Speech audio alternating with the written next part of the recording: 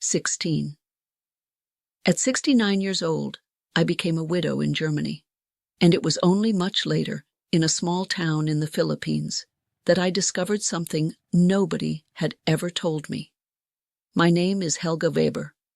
I was born in Hamburg, and except for a few years of university, I have lived in this city my entire life.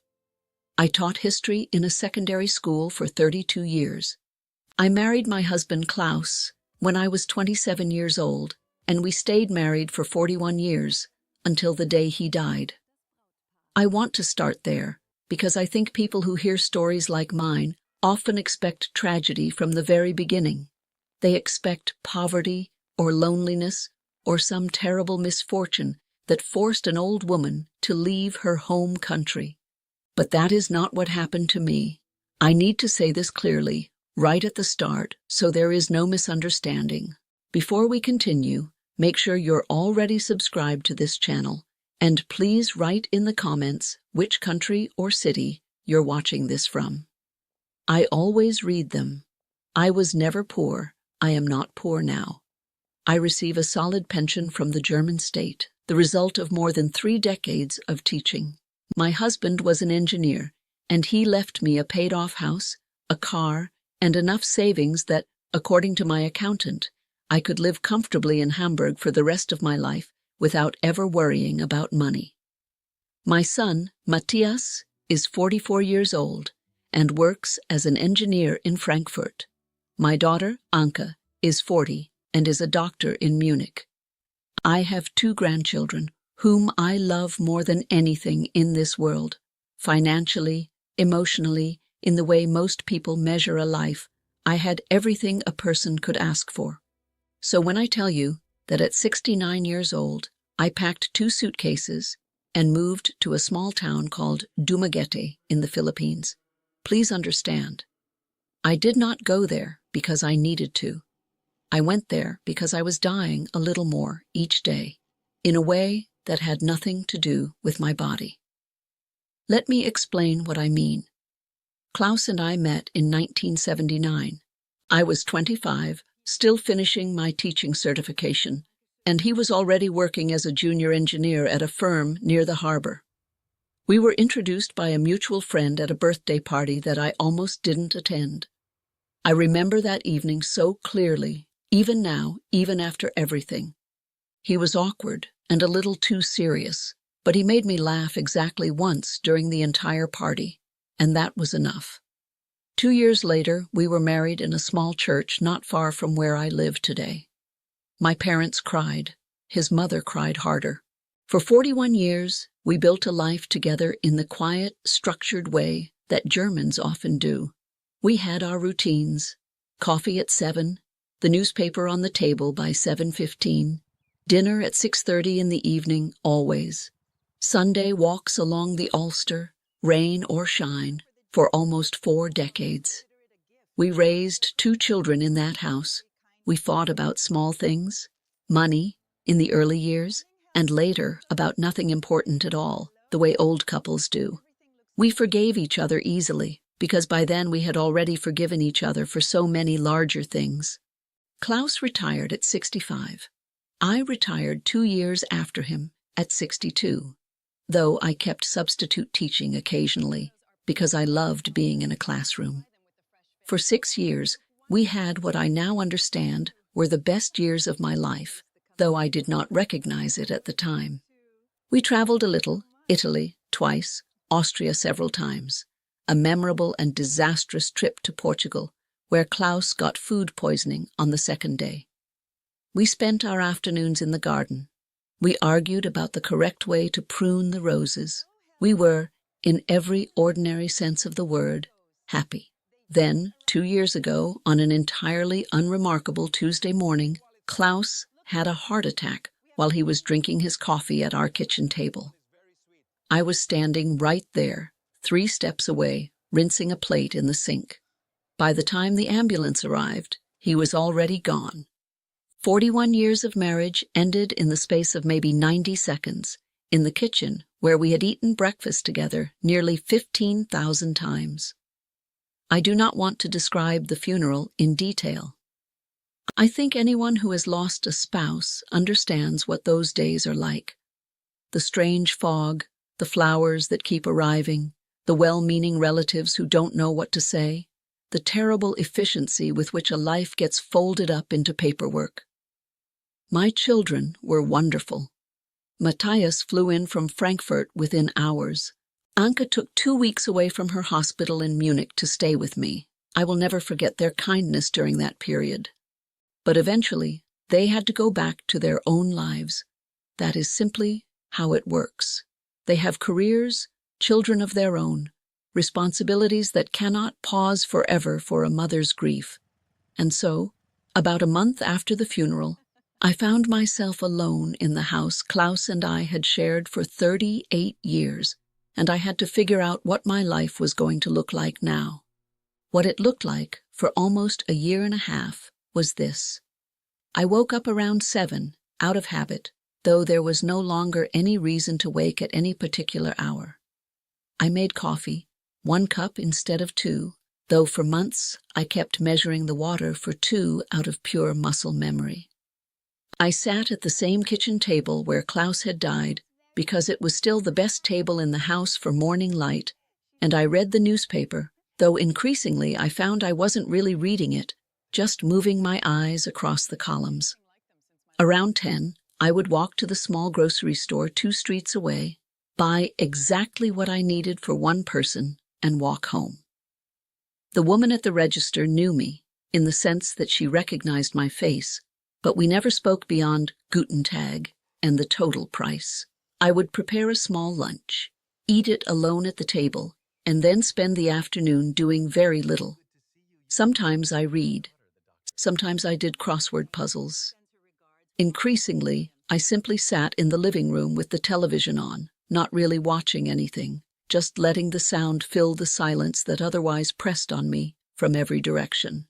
In the evening, I made a small dinner, ate it alone, watched more television, and went to bed far too early because there was nothing left to stay awake for. The next day, I did exactly the same thing, and the day after that, and the day after that. I want you to understand something about this period of my life, because I think it is the heart of everything that happened afterward. I was not suffering in any dramatic way. I was not crying every day. I was not in financial trouble. I had my health, more or less, for a woman of my age.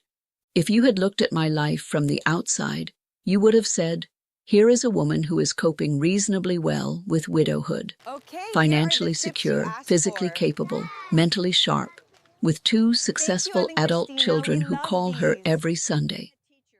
But inside, something had gone very quiet. I was not living. I was simply allowing time to pass through me, the way water passes through a pipe that no longer leads anywhere. I remember one afternoon, maybe 8 months after Klaus died, when I looked at the clock and realized I had been sitting in the same armchair for 4 hours without once feeling the need to get up, without once feeling any particular emotion at all. Not sadness, not boredom, just a strange, flat nothing. And I thought to myself, this is not what a life is supposed to feel like. Even grief, real grief, has a kind of aliveness to it, a sharpness. What I was feeling was something else. It was closer to disappearing. My daughter Anki noticed it first, I think, because she is a doctor, and she is trained to notice when something is wrong, even when the patient insists everything is fine. During one of our Sunday calls, she asked me directly, "Mama, are you depressed?" And I told her no, honestly believing it, because I associated depression with tears and despair, and I was not crying. I was simply absent, present in my body, absent from my own life. It was Anka, actually, who first sent me a video. She knew I had always been curious about Southeast Asia. Klaus and I had talked years earlier about maybe visiting Thailand someday, a plan that got lost somewhere in the ordinary business of raising children and paying a mortgage. She sent me a video from a channel about retirees living in the Philippines, thinking it might interest me simply as a curiosity, a distraction. I watched it late one night, unable to sleep, sitting in the blue light of my living room. It was about a Canadian couple living near a beach for less than they used to spend on rent alone back home. Then I watched another, and another. Over the following weeks, I must have watched 30 or 40 of these videos, retirees from America, from Australia, from England, all describing their new lives in various towns across the Philippines. Almost every single one of them talked about the same things: how far their pension went, how cheap the rent was, how affordable it was to hire help around the house, how mild the cost of healthcare was compared to what they'd known before. I found myself thinking somewhat idly at first that perhaps a change of scenery would do me good. Not because I needed to save money. My pension was more than enough for Hamburg, let alone somewhere with a much lower cost of living, but because I needed something, anything, to interrupt the terrible sameness of my days. I thought, perhaps if my surroundings were completely different, something in me might wake back up. I mentioned it to my children almost as a joke at first. "Maybe I'll go live on a beach in Asia," I said one Sunday, expecting laughter. Instead, there was a pause, and then Anki said, quite seriously, "Mama, I think you should do it." Matthias, when I told him, was more cautious. He worried about my safety, about healthcare access, about being so far from family if something happened. But even he, after I sent him some research I had done, admitted that a change might be exactly what I needed. It took me nearly 4 months to actually decide. I researched extensively. This was the historian in me, I suppose, unable to make any decision without proper documentation.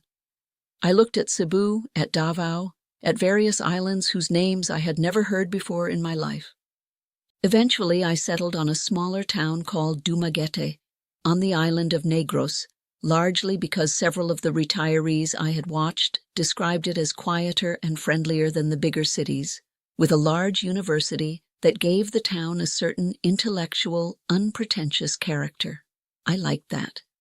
I had spent my whole life around students and books. I did not want to live somewhere purely for tourists. I told myself, and I told my children, that this was a 3-month trial. Nothing permanent. I would rent a small apartment, see how I felt, and come home if it didn't suit me.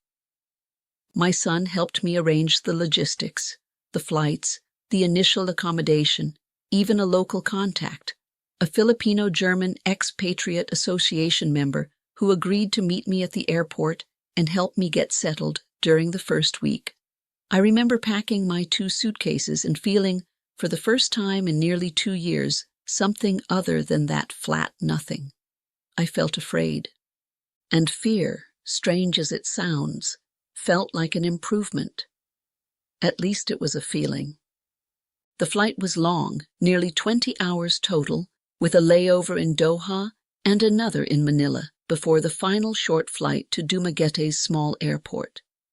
I remember landing and stepping out of the plane directly onto the tarmac, the way you do at small airports, and being hit immediately by heat and humidity unlike anything I had ever experienced. My clothes were wrong within minutes. My contact, a woman named Brigitte, who had lived there for nearly a decade, met me with a smile and a bottle of water, and told me, laughing, "Everyone looks exactly like you do right now on their first day." The first week was, honestly, difficult. I want to be truthful about this, because I don't think it does anyone good to pretend that moving to the other side of the world at 69 years old is simple or without discomfort. The heat exhausted me. The traffic was chaotic in a way that unsettled my very orderly German sensibilities. The apartment Brigitte had helped me find, while perfectly adequate, was nothing like my house in Hamburg. Smaller, simpler, with a ceiling fan instead of proper air conditioning in most rooms, and geckos on the walls that made me jump every single time for the first several days. But something began to happen almost immediately that I had not expected, and it had nothing to do with the beaches or the weather or the exchange rate of the euro against the peso. On my third morning, still jet-lagged and disoriented, I walked to the local wet market near my apartment because Brigitte had told me it was the best place to buy fresh produce. I did not know the language. I did not know the customs. I stood there, overwhelmed by the noise and the smells and the sheer density of people, when an older woman selling vegetables from a small stall noticed me hesitating and called out in careful English, "Ma'am, you are new here? Come, come, I help you." I want you to understand what that moment meant to me. In Hamburg, I had shopped at the same grocery store for nearly 2 decades, and the cashier there had never once asked me a single question beyond confirming the total price. Here, a complete stranger, someone who owed me absolutely nothing, took 10 minutes out of her busy morning to walk me through unfamiliar vegetables, to explain what things were called, to insist that I try a small piece of something called kamias because she thought I would like the sourness. She told me her name was Nena. I told her mine. By the end of that conversation, she was calling me Ma'am Helga and telling me to come back the next day so she could show me how to cook the vegetables properly. I did go back the next day, and the day after that. Within 2 weeks, Nena's stall had become something like an anchor point in my mornings. She would ask how I had slept. She would ask if the recipes she'd suggested had turned out well. Once, when I mentioned I had a slight cold, she insisted I take home a bundle of ginger and lemongrass, refusing payment for it, telling me to boil it and drink it as tea. This is a woman selling vegetables for a living, in a country far poorer than mine on paper, and she was worried about my health as though I were a member of her own family. This kind of thing kept happening, again and again, in ways both small and large. There was a young man named Jomari who drove one of the tricycles, the small motorbikes with a sidecar that serve as taxis in that part of the world. I hired him for a ride during my second week, and by the end of the short trip, he had learned that I was a widow, that I had been a history teacher, and that I had 2 children in Germany. The next time I needed a ride, only a few days later, I happened to flag down the same tricycle without even realizing it was him, and he greeted me by name before I had even fully sat down. "Ma'am Helga, where to today?" After that, whenever he saw me walking anywhere near his usual route, he would slow down and ask if I needed a lift, sometimes refusing to take payment at all, insisting that neighbors help neighbors. There was my next-door neighbor, a woman named Christina, a mother of 3, who ran a small home-based store selling snacks and basic goods from a window at the front of her house. Within my first month, she had invited me to her son's birthday party, an event with perhaps 40 people crammed into a small backyard, music playing far too loudly, plates of food constantly being pushed into my hands, whether I wanted them or not.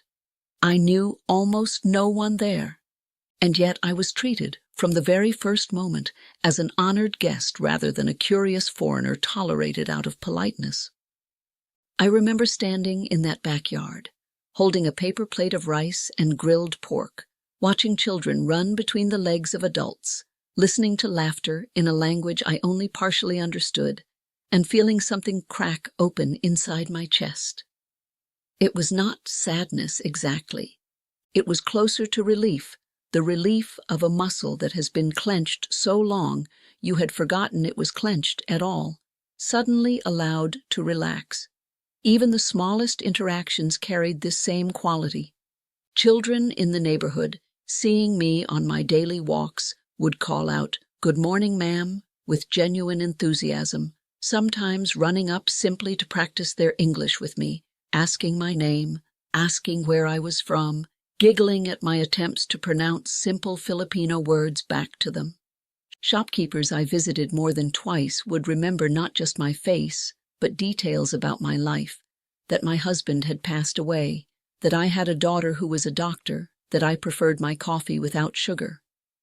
I began cooking again, something I had almost entirely stopped doing after Klaus died, because cooking for one person in an empty kitchen had felt unbearably sad to me in Hamburg. But here, buying fresh fish directly from women who had caught it or received it that same morning, buying vegetables still covered in the soil they'd grown in, chatting with the sellers about how best to prepare them, cooking became something else entirely. It became a small daily ritual of connection rather than a chore performed in isolation. I stopped watching the clock so obsessively. In Germany, my entire life, even in retirement, had been organized around precise schedules: coffee at 7, dinner at 6:30, and so on. Here, time moved differently. A conversation at the market might take 20 minutes longer than expected, and instead of feeling irritated by the delay, I found myself enjoying it. Nobody around me seemed anxious about schedules the way I had been my whole life, and slowly, without deciding to, I stopped being anxious about them too. By the end of my first month, I realized something had shifted in a very fundamental way. I was sleeping better. I found myself unprompted, smiling at strangers on the street, something I could not remember doing in Hamburg for years, possibly decades. I looked forward to mornings, which was something I had genuinely forgotten was possible. I called my daughter during the 6th week, and she told me, within the first 30 seconds of hearing my voice, "Mama, you sound different. You sound like yourself again."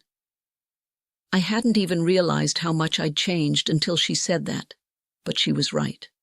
Something in my voice, in my energy, had come back to life. I began to reflect, during long walks along the shoreline in the evenings, on exactly what it was that had changed, because logically, materially, very little had actually changed for the better. My apartment was smaller and simpler than my house in Hamburg. The infrastructure was less reliable.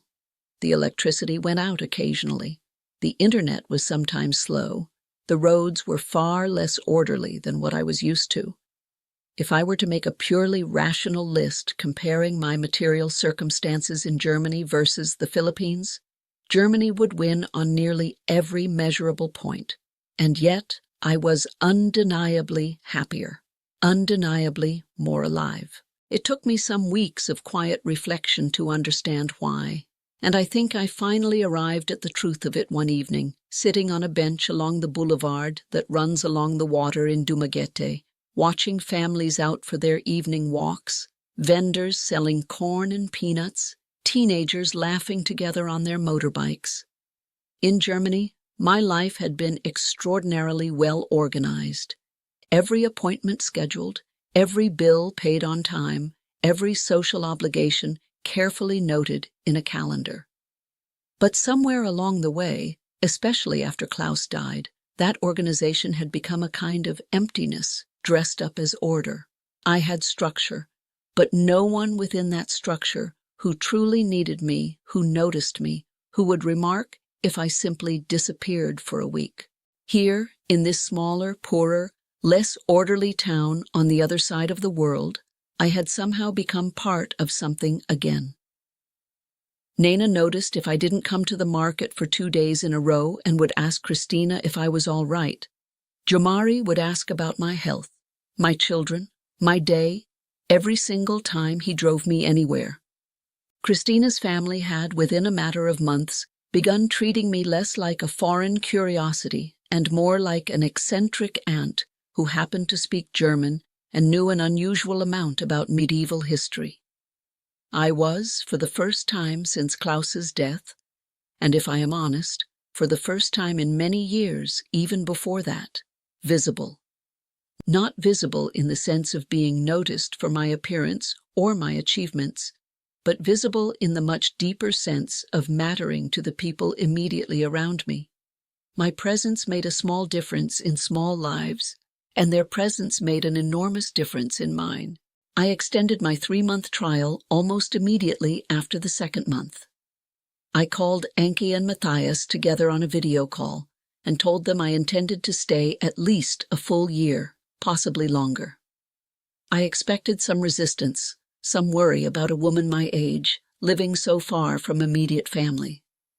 Instead, both of my children told me, almost in unison, that they had never heard me sound so genuinely happy, and that if this was what I needed, they supported it completely. Matthias did insist, quite reasonably, on some practical arrangements.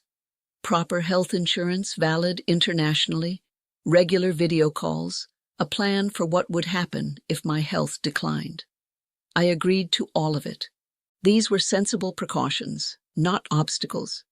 I have now been living in Dumaguete for considerably longer than I originally planned. I go back to Hamburg twice a year to see my children and grandchildren, and I treasure those visits enormously. But when the visits end, I find myself looking forward to returning to my small apartment near the market, to Naina's stall, to Jamari's tricycle, to Christina's noisy, generous family next door. People back home, when they hear my story, almost always assume it must be about money. It must be so much cheaper there, they say, or it makes sense financially, with your pension going further. And they are not wrong that the cost of living is lower. But when I try to explain what actually changed my life, the reduced cost of rent is the least important part of the story, if it matters at all. I spent months before I ever left Germany researching prices, rent in different neighborhoods, the cost of health insurance for foreign retirees, property taxes in case I ever decided to purchase something, grocery prices compared euro to peso. I approached this decision the way I approached everything in my life, as a historian, methodically, with spreadsheets and careful comparison. And all of that research was useful, practically speaking, but none of it prepared me for or even hinted at the actual reason my life changed so profoundly. Nobody in any of those videos I watched, in those months of late-night research, ever really talked about this. They talked about the beaches, the weather, the affordability, the household help. Nobody talked about the fact that a woman selling vegetables might notice you were missing and ask about you. Nobody talked about a tricycle driver remembering your name after a single ride. Nobody talked about being invited to a birthday party in your very first month, as though you had lived in that neighborhood your entire life. What I needed, after losing Klaus, was never a cheaper place to live. My pension was more than sufficient in Germany. I never once needed to leave for financial reasons, and I want to say that clearly again, because it is the heart of this entire story. What I needed was a place where my presence mattered to someone, where my absence would be noticed, where I was not simply an efficient, well-organized woman quietly waiting out the remainder of her life in a well-maintained house.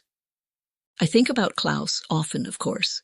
I think he would have found parts of this new life amusing, the chaos of the traffic, the heat he would have complained about constantly, the geckos he would have found genuinely entertaining rather than alarming as I initially did.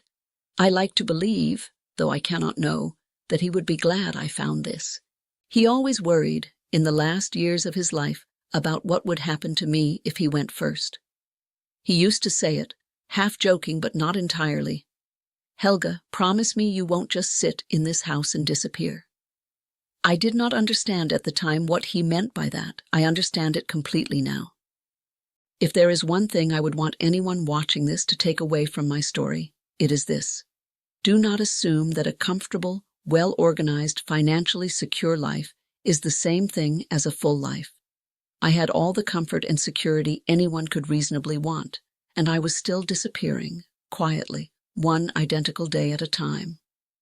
What saved me was not money, and it was not a beach, and it was not even, really, a different country.